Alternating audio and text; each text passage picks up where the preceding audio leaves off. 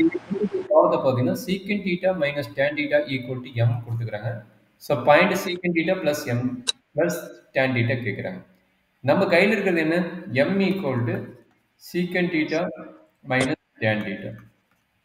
என்ன பண்ண போறோம்? இந்த டேமுக்கு multiply and divide by conjugate term பண்ண போறேன். அப்படின்னா என்ன கிடைக்கும்?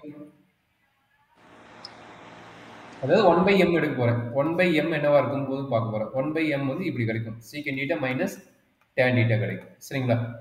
அப்ப இதுக்கு வந்து என்ன பண்ண போறேன்? Multiply and divided by secant theta plus tan theta எடுக்க போறேன். அப்ப என்னது? Secant theta plus tan theta divided by already secant theta minus tan theta இருக்கும்.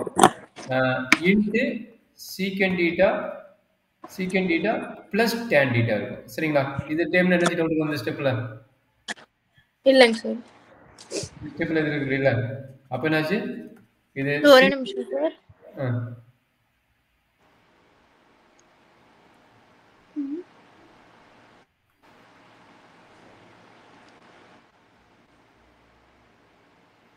எந்த ஸ்டெப் டவுட்மா? ஓகேங்க sir. Sir secant theta plus tan theta மேல எப்படி? மல்டிப்ளை அண்ட் டிவைட் சொன்ன இருக்கு இல்லையா? Multiply and divided by conjugate term ஒன்று படிக்கணும். நம்ம ட்ரிகனாமெட்ரியில் என்ன பண்ண போறோம்? காஞ்சுகேட் டேமோட மல்டிப்ளை அண்ட் டிவைட் பண்ண போறோம். சரிங்களா? ஓகேங்க சார். அப்ப என்ன புரியுது இல்லையா? காஞ்சுகேட் டேம்னு என்னது? ரெண்டுக்கு ஓகே அவ்வளவுதான். ரெண்டுக்கு நடுவில் மைனஸ் வந்து பிளஸ் பிளஸ் வந்து மைனஸ். அப்ப secant square theta plus tan square theta வரும். எப்படி தெரியுதா?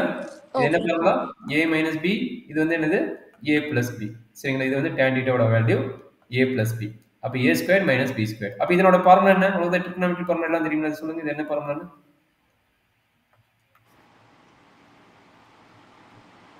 அது சரி 1 சார். அவ்வளவுதான். ஆன்சர் இதுதான்.